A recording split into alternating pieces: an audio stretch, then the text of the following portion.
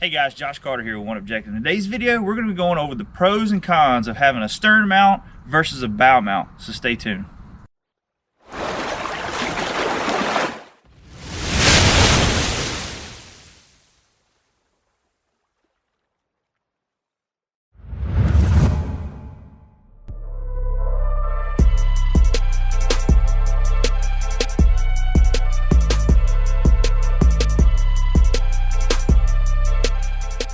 Alright guys, like I said in this video, we're going to be talking about the pros and cons of a stern mount and a bow mount. We get this question a lot in our emails and Facebook messages and all that, because you know, we're able to set you up either way depending on your boat and all that. But I want to talk a little bit now that we've been running the stern mount for a little bit, and some of the advantages you have over a stern mount, and then what some of the advantages are you have over a stern mount compared to a bow mount. So let's kind of dig into this. First off, it all depends on what kind of body of water you fish. If you fish lakes or you fish rivers. Now, when I say rivers, I'm talking rivers like back at home, like James River, where you got a lot of rock, you got a lot of current and all that. Now, some of your rivers that are silted in and wider rivers, they don't flow as fast, and you don't have a lot of big obstacles to worry about.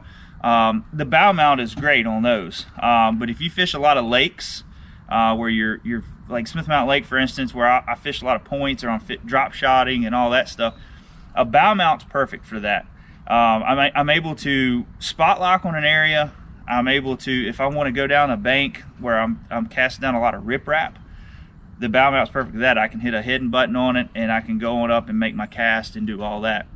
One of the disadvantages of a bow mount, say you're fishing a river and you're floating down the river, well, it's a lot harder to get up there and pull everything up. Even if you got a rope system to pull everything up, if you're coming up and going to hit a lot of rocks when you're floating back down and all that. So that's one of the cons about a bow mount when it comes to fishing rivers, because I mean, you hit something with this, the mount will hold up and all that, but I'm more worried about bending a shaft on something like that, because you got a lot of weight if you're pushing down on a rock and hit something, so you can really mess something up there. Another advantage to having a bow mount over a stern mount is the ability, like if you're fishing lakes, you can stand up and fish because you have your wireless remote, especially like the Motor Guide XI3, your new Makota wireless, all that. You have a remote that you can steer everything, and you can stand up. It's basically hands-free, but like I say, you can make little adjustments, put it on spot lock and all that. So it just makes it easier. When you go to a bow mount, you have to sit down to steer with your feet. Or if you got it like on a native or any kind of pedal drive system where you have a rudder and you want to just steer with the rudder, you still got to sit down to be able to make your adjustments. So that's another advantage over a bow mount. Now for us, like where we come from, bass boats, that's how, you know, we've always used bow mounts, you know, and when you're running a trolling motor, you're standing up. So it was like coming back home for us when we put the bow mount on the front of these boats. So all right, let's go back to the stern mount, and I'm going to talk about the pros and cons of having one of those. All right, so we make three different kinds of bow mounts. We have our regular OneObjective mount, we have our actuated and non-actuated, and then, you know, you got your torpedo mounts and all that, but they're all still actuated, non-actuated. But this right here, I want to show you why this is an advantage in the river. For me, I don't stand up a lot and fish if I'm fishing a lot of current, because I want to stay seated just in case you hit something, you won't fall out the boat. So I'm always steering it, you know, when I'm driving in the river and all that, so it makes it easier. But, like say, if you're going down a river and you hit something with this, especially if you're going forward, it's going to hit and it's going to kick that motor up every time. So you don't have to worry about tearing up something. Like the bow mount, like I talked about earlier, when you hit something, it ain't going to kick. It's just going to keep trying to fold or tear something up. Or possibly you could, you know, depending on if you're in a current and how it hits, you could flip your boat over. It could be a bad situation. So also an advantage too with one of these is if you're fishing a lot of grass, you know, you're fishing like Potomac River, anything like that, these are great because you can just fold them right up, no problem, and deploy it again when you want to go out of that grass bed and go to the next. That's another great advantage of it.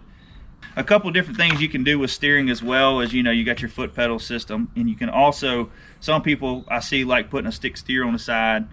And you know, and then when it comes to like our RS mounts, where we got just a regular mount, it's something quick that you can put on the back and steer and go really, you know, go out somewhere really quick and not have a lot of time with anything.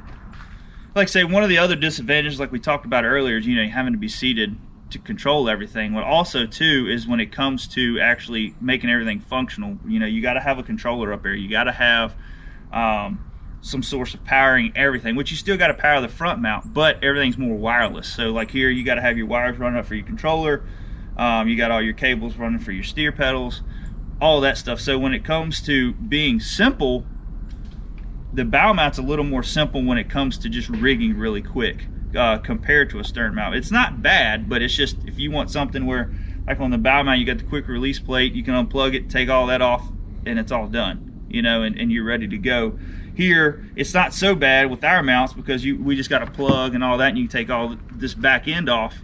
But like I say, when it comes to fishing wise though, you're gonna have to be seated to make your adjustments. And if you like standing up as much as we do when it comes to fishing, you're gonna have to sit down more, make your adjustments, adjust your speed. It's a lot more to it when it compared to like a spot lock or anything like that on your bow mount. So, all right guys, well I hope that video helped you when it comes to making the decision of, do I want a bow mount, do I want a stern mount? And in a perfect world, me and James always talked about this, in a perfect world, if money wasn't an object and wasn't that big of a deal, I'd run both.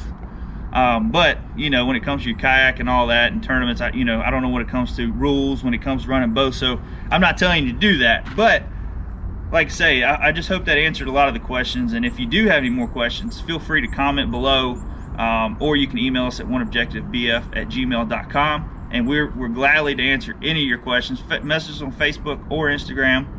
But other than that, guys, I hope you liked the video. Please subscribe, please hit the thumbs up, share this with your friends. Talk to you later. See you guys.